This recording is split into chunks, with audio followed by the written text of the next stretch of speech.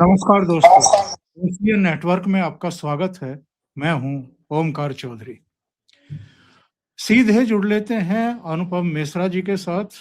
उनका परिचय मुझे देने की जरूरत नहीं है, सुपरिचित हैं और आप उनके विचारों से, उनकी मेधा से अच्छे तरीके से परिचित हैं। अनुपम जी, बहुत स्वागत। नमस्कार। नमस्कार सर। अनुपम जी, जहां आप बैठे हैं, आपसे कुछ ही दूरी पर एक और सज्जन बैठे हैं और उन्होंने कहा है कि जब तक मेला प्रशासन, शासन माफी नहीं मांग लेगा, नोटिस वापस नहीं लेगा, तब तक मैं यहाँ से उठूंगा ही नहीं। ये पूरा किस्सा है क्या साहब? और महाकुंभ के समय भी हमने देखा था, ये एकमात्र सज्जन थे जो बेहद वोकल थे। उस समय भी इन्होंने रायता फैलाने में कोई कसर बाकी नहीं छोड़ी और इस बार भी कोई कसर बाकी नहीं छोड़ी। राम भद्राचार्य जी का मैं बयान देख रहा था, उन्होंने कहा कि ये पालकी में बैठ कर के जाना, ये तो शास्त्र सम्मत ही नहीं है। शासन, प्रशासन और जो वहां व्यवस्थाओं में लगे हुए लोग हैं, उन्होंने अगर सलाह दी थी कि आप इतने लोगों के साथ पैदल चले जाइए संगम की नौज तक, तो ये जिद पर क्यों अड़ गए और उसके बाद से लगातार राजनीतिक बयान क्यों दे रहे हैं?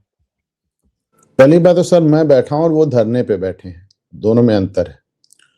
दूसरी बात, अभी मुक्तेश्वरानंद बेसिकली समझिए हर आदमी की एक मूल प्रवृत्ति होती है। अभी मुक्तेश्वरानंद इकलौते ऐसे तथाकथित शंकराचार्य हैं जो कि राजनीति के रास्ते धर्म में आए हैं। ये मतलब डिग्री कॉलेज के छात्र यूनियन के प्रेसिडेंट हुआ करते थे बनारस में, और आज भी इनकी जो नियुक्ति है प्रॉपर नहीं है। तमाम अखाड़ों ने इनका विरोध किया है, शंकराचार्यों ने इनका विरोध किया है। सुप्रीम कोर्ट से एक स्टे ऑर्डर मिला था इनके भी गुरु, वो अभी तक स्वरूपानंद सरस्वती जी का जो स्टे है उसी स्टे के माध्यम से ही चले हैं। जहां मैं बैठा हूं यहां से थोड़ी दूर पर इलाहाबाद हाईकोर्ट है, उसने इनकी ये स्वरूपानंद जी की ही से नियुक्ति को गलत ठहराया था और इलाहाबाद हाईकोर्ट के आदेश के बाद भी स्वरूपानंद जी ने अपने आप को शंकराचार्य डिक्लेयर कर दिया था। तो एक सुप्रीम कोर्ट का एक स्टे ऑर्डर चल रहा है, उसी की आड़ में ये भी है और भी तमाम चीजें हैं। मेरे कल इनसे मुलाकात होगी और तब मैं इनसे रूबरू पूछूंगा। रही बात ये पालकी वाली बात, तो देखिए कुंभ वगैरह में जाते रहे शंकराचार्य, पर उसके लिए शासन अलग सी व्यवस्था करता है। पूरा एक पॉन्टून ब्रिज लॉक कर दिया जाता है, घंटों पहले से उस पॉन्टून ब्रिज पे किसी को चढ़ने नहीं दिया जाता है। जिस पॉन्टून ब्रिज के लिए बैरिकेडिंग इन्होंने तोड़ी, उस पे आम आदमी चल रहा था। आम आदमी के बीच में भीड़ में आप कैसे पालकी लेके चले जाएंगे? तो कुंभ में जो शंकराचार्य वगैरह जाते हैं उनके लिए एक विशेष व्यवस्था होती है। तो वो एक अलग से एक शाही स्नान होता है अखाड़ों का, उसके लिए अलग से व्यवस्था होती है। तो ऐसे सब। अच्छा, पिछली बार मौनी अमावस्या पे ही आपने देखा किस तरह की भगदड़ हुई और 60 लोग मारे गए। उसके बाद इस तरह की बात करना और बैरिकेड तोड़कर घुसना, और फर्ज कीजिए कोई और अभी दुर्घटना फिर से हो जाती, तो अभी मुक्तेश्वरानंद ने जैसे अकेले बीड़ा उठा लिया है कि वो भाजपा सरकार का देश और प्रदेश से सफाया कर देंगे। जो राहुल गांधी, अखिलेश यादव नहीं कर पाए, ये अकेले कर देंगे। देखिए, मुझे सब कहने में बहुत दुख है, क्योंकि जिस गद्दी पर वो बैठे हैं वो हमारे आदि शंकराचार्य की स्थापित की हुई गद्दी है, और मुझे कहने में बड़ी पीड़ा होती है उनकी आलोचना करने में। लेकिन वो लगातार धरना प्रदर्शन के बगैर उनका काम ही नहीं चलता। शंकराचार्य बनने से पहले उन्होंने धरना किया था वाराणसी में, तो अखिलेश यादव की सरकार थी। कितनी बेरहमी से उन्होंने कुचला था इसको, और छोटे छोटे बटुक जो इनके आश्रम के थे उनको कैसे दौड़ा कर मारा गया था। सब रक्त रंजित होकर अस्पताल पहुंच गए थे और इनको मारा था पुलिस ने। आज उसी अखिलेश यादव को ये आशीर्वाद देते। तो ऐसी ये योगी के मुख्यमंत्री बनने के खिलाफ हैं, राम मंदिर की प्राण प्रतिष्ठा के खिलाफ हैं, ये मोदी के खिलाफ हैं। आपको मालूम है 2-2 बार ये मोदी के खिलाफ कैंडिडेट उतार चुके हैं। तो 1924 दोनों में इन्होंने मोदी के खिलाफ कैंडिडेट उतारा, इनका कैंडिडेट बार-बार हार जाता है। तो ये अंबानी के यहाँ शादी में पहुँच जाते हैं, वहाँ से ये उद्धव ठाकरे के यहाँ पहुँच के महाराष्ट्र सरकार बनवाने लगते हैं। तो ये सब चीज़ें कब आपने देखी भाई? तो बड़ा ही एक दुर्भाग्य है। और अब ये तो सब इनकी गलतियाँ थी। अब एक गलती और भी देख लें आप, प्रशासन की भी गलती है। तो जब कोई आदमी, और मैं प्रशासन नहीं योगी सरकार की भी गलती गिना दूं, जब कोई व्यक्ति विवाद करने पर आमादा है, कोई व्यक्ति विवाद बनाने पर आमादा है, तो प्रशासन और राजनीति का तकाजा ये है कि उसको अवॉइड किया जाए। प्रशासन और राजनीति का तकाजा ये है कि उसको वो मौका ना दिया जाए कि वो इस तरह की राजनीति कर सके। तो मौके पे जिस तरह पुलिस अधिकारियों जिस तरह वो पेश आए और जिस तरह इनके समर्थकों को मारा गया, बाल पकड़ा गया, घसीटा गया, मैं उससे भी सहमत हूँ, बिल्कुल सहमत हूँ। अगर इन्होंने गलत काम किया तो प्रशासन ने भी जिस तरह एक हाई हैंडेड अप्रोच अपनाया, तो भाई सही हैं, गलत हैं, सही तरीके से हैं, गलत तरीके से हैं, एक पदवी पे बैठे हैं, गद्दी पे बैठे हैं, उनको सम्मान देकर भी ये काम धीरे से किया जा सकता था। परंतु प्रशासन जिस तरह उनसे भिड़ गया, मैं उससे भी बिल्कुल भी सहमत नहीं हूँ। माघ मेले के बीच में प्रशासन का इस तरह का लाठीचार्ज, प्रशासन का इस तरह लोगों को मारना, इससे भी तो एक भगदड़ हो सकती थी, इससे भी तो पिछले साल वाला कांड दोहराया जा सकता था। मैं प्रशासन की कार्रवाई से बिल्कुल भी सहमत नहीं हूँ।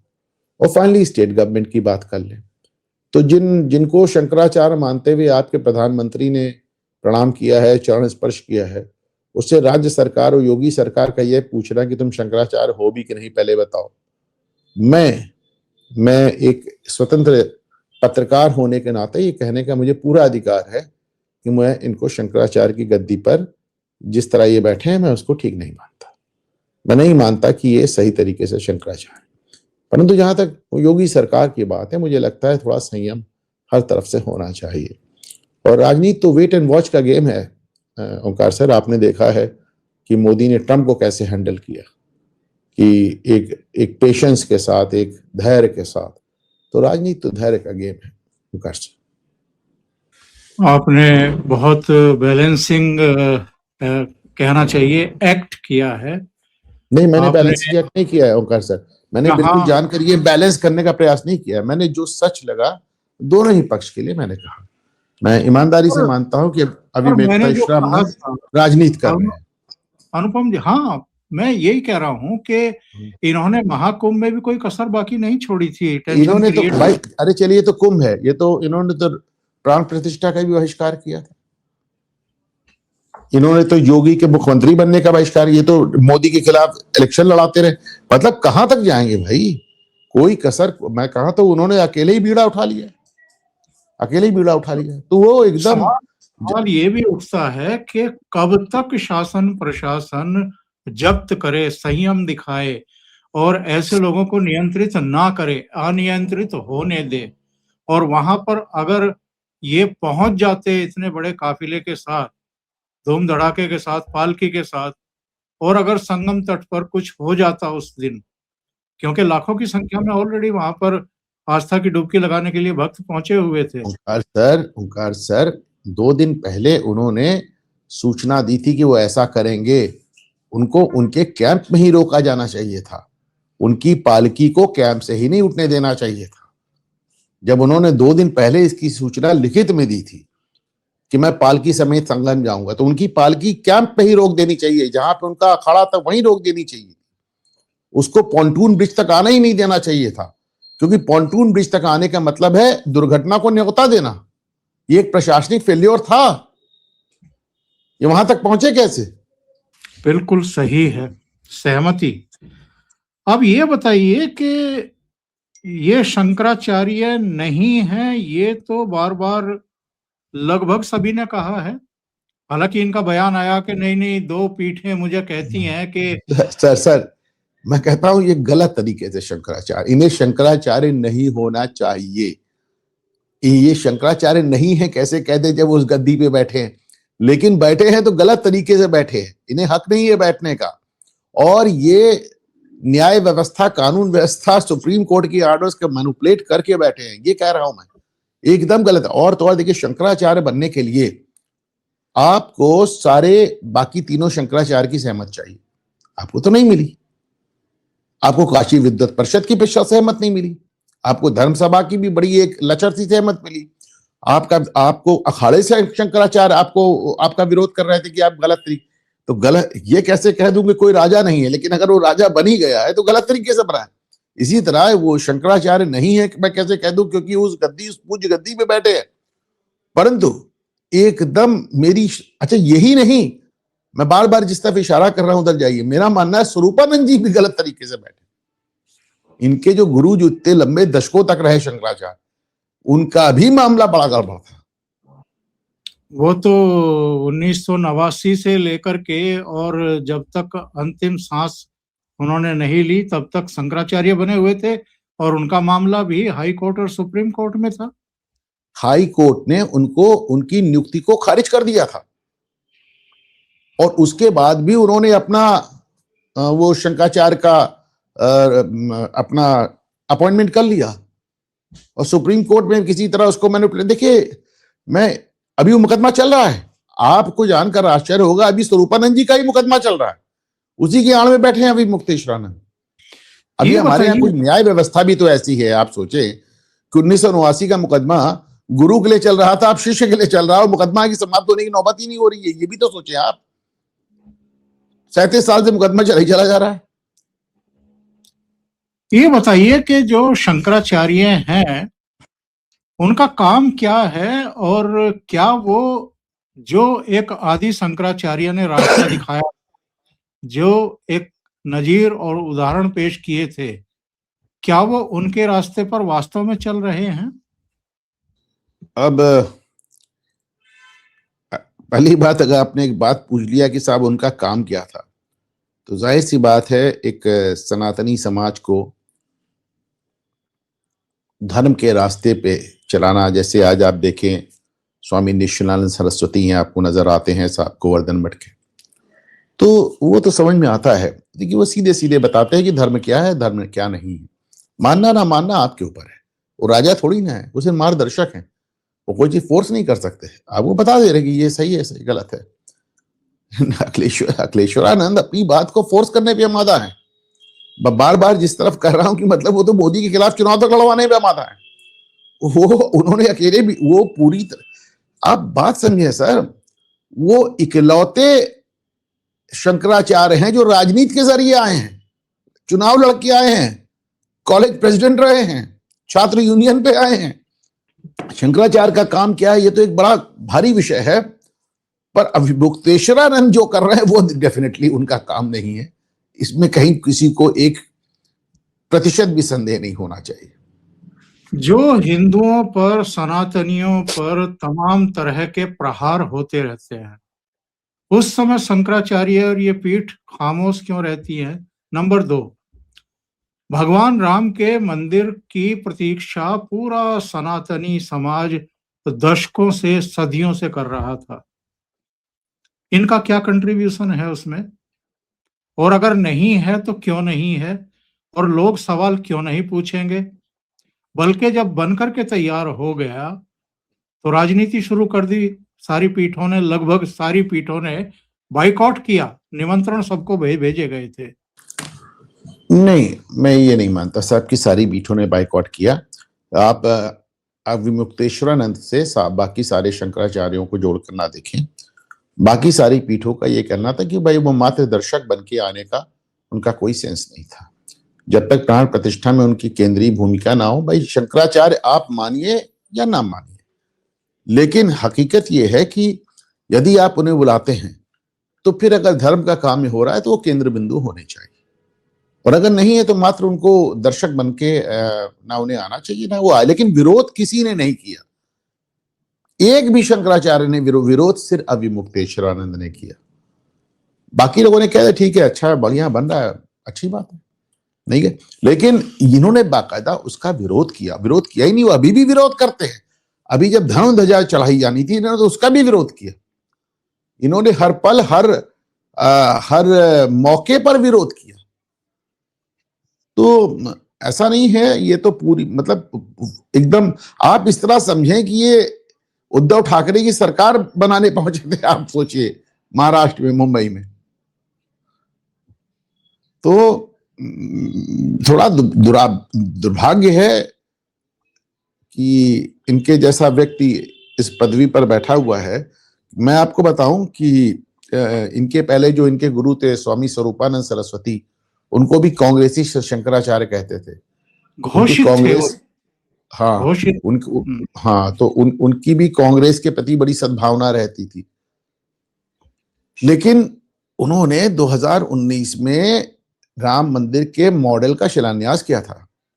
उन्होंने इसका विरोध नहीं किया था, विरोध नहीं किया था उन्होंने, और उन्होंने इनकी तरह धरना प्रदर्शन आज तक अपने जीवन में नहीं दिया। ये धरना प्रदर्शन करने का काम शंकराचार्यों का नहीं है। हमारे शंकराचार्य को दीपावली में सोनिया गांधी की सरकार ने अरेस्ट कर लिया, उन्होंने कभी धरना प्रदर्शन नहीं किया। शंकराचार्य धरना प्रदर्शन नहीं करते ओंकार सर, इनका नाम ही धरना शंकराचार्य।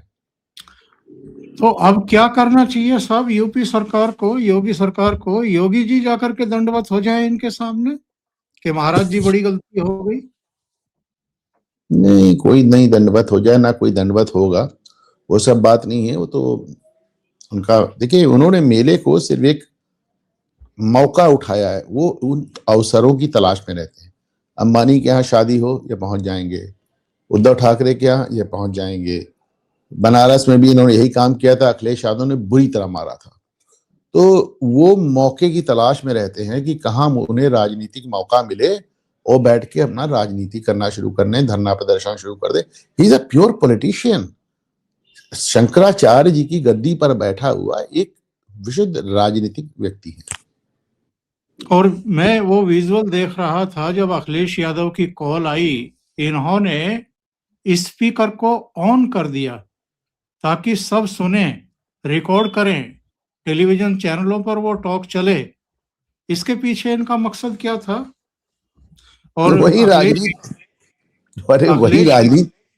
कोई इनसे ये क्यों नहीं पूछता कि जो आज आपका हालचाल ले रहे हैं, उन्होंने आपको छोड़िए, जो बटुक कहते हैं जिनको, जो ये इन विद्याश्रमों में छोटे छोटे छात्र होते हैं जो पढ़ाई करते हैं, उन्हें बटुक, इनकी छोटे छोटे बटुकों को मारा था पुलिस ने। इनको इतना मारा था कि अस्पताल में भर्ती हो गए थे। तो लेकिन अखिलेश इनके लिए ये सब मारपीट उनको मैटर नहीं करती। उन्होंने अपना एक बीड़ा उठाया है कि वो देश से भाजपा को सफाया कर देंगे, योगी मोदी को हटा देंगे, हरा देंगे, तो उसमें वो लगे हुए हैं अपना। मैं तो इस बात की शुरुआत मैंने देखी इस कार्यक्रम के यही कहते हुए की कि बड़ी पीड़ा है, बड़ा अफसोस है, बड़ा दुर्भाग्य है, हमारा नहीं, आपका नहीं, इस पूरे समाज का, सनातन धर्म का दुर्भाग्य है कि उसके सर्वोच्च पद पे ऐसे व्यक्ति बैठे। चलिए आगे बढ़ते हैं। रायबरेली में कल राहुल गांधी थे, किसी ने उनके दादाजी का ड्राइविंग लाइसेंस ला करके उनको दिया, बड़े हर्षित मुद्रा में थे। उसी समय फोटो खींच खाच करके सोनिया गांधी को उन्होंने भेजा कि देखो मेरे दादाजी का ड्राइविंग लाइसेंस मिल गया है। इन्होंने खुद कभी इसके लिए ढूंढने का प्रयास क्यों नहीं किया कि उनसे जुड़ी हुई जितनी भी चीजें हैं उनको भी इंदिरा गांधी के साथ जो म्यूजियम बने हैं उनमें रखा जाए और दर्शाया जाए? अब देखें, अब सबके बीच में किसी ने ला के फिरोज गांधी का ड्राइविंग लाइसेंस दे दिया तो एक अलग बात है। इन्होंने क्या कोशिश की नहीं की वो जाने दें। मुझे इतिहास का सिर्फ एक अवसर, एक मौका बताया जाए।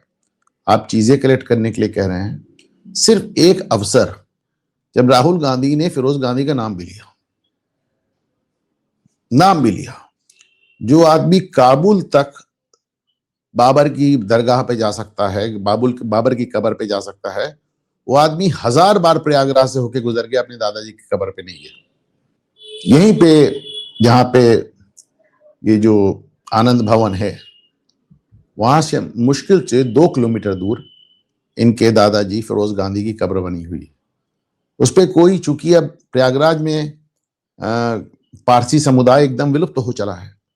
जो यहाँ पर उनका एक मंदिर है उसमें भी अग्नि जलती रहे, 100 साल से जल रही है, तो अग्नि जलती रहे उसके लिए एक आदमी मुंबई से बुलाया गया है, जो इतने बड़े मंदिर, विशाल मंदिर में अकेले रहता है और आग जलाता रहता है। तो चूंकि प्रयागराज से पारसी समुदाय एकदम विलुप्त हो चला है, तो इनके दादाजी की कब्र पे कोई मोमबत्ती जलाने वाला नहीं।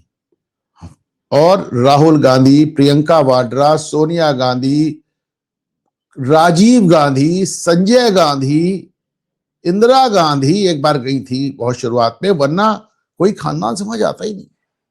No one goes there. आज वो उनका ड्राइविंग लाइसेंस किसी ने लाके टीवी कैमरे के सामने उनके सामने दे दिया, तो उनके पास इसके अलावा चारा क्या था जो उन्होंने किया? इसके अलावा उनके पास क्या चारा था? बाकी आप बताएं ना। ये फिर पूछ रहा हूं कि जो आदमी इतनी दूर काबुल जाकर बाबर की कब्र पे खड़ा हो सकता है, वो अपने दादाजी की कब्र पे कभी नहीं खड़ा हुआ। देखिए, राजनीति से हट के फिर ये आज आप मुझसे, आज आप जितने इश्यूज उठा रहे हैं ये सब बड़े पीड़ादायक है। राजनीति से हट के मैं कह रहा हूं कि मतलब सोचिए ये कितनी दुखद बात है। हमारे यहाँ प्रयागराज में इसकी अक्सर चर्चा होती है। जितनी बार ये प्रयागराज आते हैं, जितनी बार प्रयागराज से क्रॉस होते हैं या आते हैं, या गांधी परिवार से कोई भी आता है, उतनी बार इनको सलाह दी जाती है कि साहब आए तो एक बार 2 मिनट फिरोज जी की कब्र पे भी हो लीजिए, 2 मोमबत्ती जला दीजिए। उसको डपट के चुप करा दिया जाता है। नहीं, क्यों डिसोन करना चाहते हैं उनको? क्यों उनका नाम नहीं लेते हैं? कुछ समझ में आता है क्या? अब भाई इनके दिमाग में क्या चलता है मैं नहीं कह सकता भाई। या तो ये हो सकता है कि इंदिरा गांधी ने, चूंकि उन्होंने फिरोज को छोड़कर, फिरोज के जीवन काल में ही फिरोज को छोड़कर अपनी राजनीतिक महत्वाकांक्षा के लिए वो नेहरू के कहने पर वो प्रधानमंत्री आवास आ गई थी, तो जाहिर सी बात है ऐसी उन्होंने अपने आप को जस्टिफाई करने के लिए अपने बच्चों को जो भी बताया हो, जैसा भी बताया हो, हम क्या बताएं। दूसरी बात, चूंकि इनके दादाजी वो व्यक्ति थे, मुझे लगता है जो सबसे बड़ी कारण जो मुझे लगता है दादाजी से दूरी बनाने का, क्योंकि जब भी इनके दादाजी का जिक्र आता है उसके साथ एक पैरेलल कहानी का जिक्र आता है कि फिरोज वो आदमी थे जिन्होंने इस परिवार को गांधी सरनेम फर्जी तरीके से दिलाया। तो उस किस्से को रोकने के लिए कि ये पूरा परिवार एक फर्जी नाम के सहारे चल रहा है, एक झूठे, एक गलत नाम से, फिरोज जो कि ज्ञानी थे, GHANDY। तो हमारे यहाँ अभी भी प्रयागराज में ओंकार सर बड़े बड़े बंगले हैं जिनके ऊपर बड़ा बड़ा नाम लिखा हुआ है ज्ञानी, GHANDY। तो इन्होंने, फिरोज ने ज्ञानी को गांधी कर दिया और उसके बाद इन लोगों ने उसको अपना लिया। तो उस एक सरनेम, उस एक नाम पर जो परिवार मतलब 70 साल से राजनीति कर रहा है, तो उसके स्रोत में किसी को झांकने का मौका नहीं देना चाहता। मतलब जितना मुझे समझ में आता, और तो कोई कारण मेरी समझ में आता है। कल आपने बड़ा रोचक ट्वीट किया था, वो मैंने भी रीट्वीट किया है शायद, जिसमें AIM की नई निर्वाचित पार्षद मुंबई में खड़ी होकर के बड़ा जोशीला भाषण दे रही हैं और कह रही हैं कि 5 साल बाद जब फिर से BMC का चुनाव होगा तो हम पूरी मुंबई को ग्रीन रंग से रंग देंगे। क्या है साहब ये मेंटेलिटी क्या है? गजवाए हिंद इतनी जल्दबाजी है या कुछ और? ये मुंब्रा जो ये ठाणे में है सर, ये मुंबई में नहीं, ये ठाणे का एक उपनगर है और ये वहां से 22 वर्ष की जीती हुई पार्षद है MIM की। तो अब क्या कहा जाए इसको, इस तरह की बेवकूफ़ी की बातों को क्या कहा जाए। लेकिन ठीक है, ये दिखाता है कि जो एक नई जनरेशन आ रही है, जनरेशन Z जिसको राहुल गांधी कहते हैं, वो एक खास तरह की, एक खास समुदाय से एक खास तरह की निकल के आ रही है, जो एक खास सोच की शिकार है। वो दावे से अच्छा है। कई मैंने देखा है कि कई छोटी छोटी लड़कियों को MIM में इंट्रोड्यूस किया गया है, जो मंच पे आके जाकिर नाइक जैसे भड़काऊ भाषण देती हैं। तो फिर अगेन अब इनको क्या रोका जाए, कैसे रोका जाए। अलबत्ता ये उस पोस्ट में मैंने ये जरूर लिखा था कि भारत की प्रधानमंत्री को हिजाब पहनाने वाले, बुर्का पहनाने वाले असदुद्दीन ओवैसी अपनी पार्षद को तो नहीं पहना पाए। वो तो सिर्फ दुपट्टा डाल के भाषण दे रही थी, वो भी दुपट्टा भी उतर गया था, तो उसको तो बुर्का वो नहीं पहना पाए। और बाकी जो मानसिकता है, वो मानसिकता वही है जो जमाने से चली आ रही है। उन्होंने कोई नई मानसिकता का परिचय तो दिया नहीं है। अलबत्ता ये जरूर आदमी सोचता है कि जो नई जनरेशन आएगी उसके अंदर थोड़ा सा ये सब फीलिंग्स कम होंगी, लेकिन आपको नजर आता है कि उतनी कट्टरता नजर आ रही। और महाराष्ट्र में जो उभार दिखाई दिया है, 125 सीटें अलग अलग नगर निगमों में ओवैसी, इसका कोई असर आप आने वाले विधानसभा चुनाव में बंगाल में, उत्तर प्रदेश में देखते हैं, या ये बस एक संयोग है कि महाराष्ट्र तक वो सीमित रह सकते हैं? देखिए, महाराष्ट्र में जो मुस्लिम समुदाय का वोट मिला है MIM को, उनमें से ज्यादातर, अधिकतर उन लोगों का वोट है जो उत्तर प्रदेश से गए। अबू आजमी के अपने गढ़ में 6 सीटें निकाली हैं MIM ने, और अबू आजमी का तो पूरा गढ़ आजमगढ़ी गढ़ कहलाता है। तो जाहिर सी बात है, इन लोगों का उत्तर प्रदेश से बड़ा रास्ता है, बहुत टच है। और एक बात जो असदुद्दीन ओवैसी ने शुरू की है कि साहब, हमारी संख्या बिहार में तेजस्वी यादव के समाज से ज्यादा है, हमारी संख्या उत्तर प्रदेश में अखिलेश यादव के समाज से ज्यादा है, तो हम कब तक दरी बिछाएंगे? अब्दुल कब तक दरी बिछाएगा, वो पूछते हैं। और ये बात कहीं ना कहीं बिहार में भी रेजोनेट की, बिहार के लोगों को भी समझ में आई, मुंबई के और महाराष्ट्र के लोगों को भी समझ में आई। और मैंने तो इस पे शो किया था कि उसने डेफिनेटली अखिलेश यादव की रातों की नींद उड़ा दी होगी, क्योंकि उस इलाके का उत्तर प्रदेश के कई इलाकों से बड़ा टच है। महाराष्ट्र में जो मुस्लिम है उसमें एक सबसे बड़ी संख्या उत्तर प्रदेश के मुसलमानों की, और वो उसके तार यहाँ तक जुड़े हुए हैं। और आप देखिए, एक जमाना था कि मुंबई के अंडरवर्ल्ड में सारे शूटर आजमगढ़ के पाए जाते थे। तो ऐसे में जो कुछ भी मुंबई में या महाराष्ट्र में हो रहा है, उसका असर आपको उत्तर प्रदेश में ना नजर आए, असंभव है।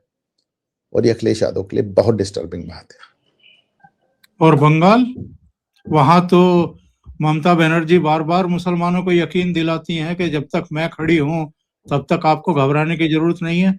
और उन्होंने आउट ऑफ द वे जाकर के वहां मुसलमानों का बहुत भला भी किया है, मतलब उनको फायदे भी पहुंचाए हैं।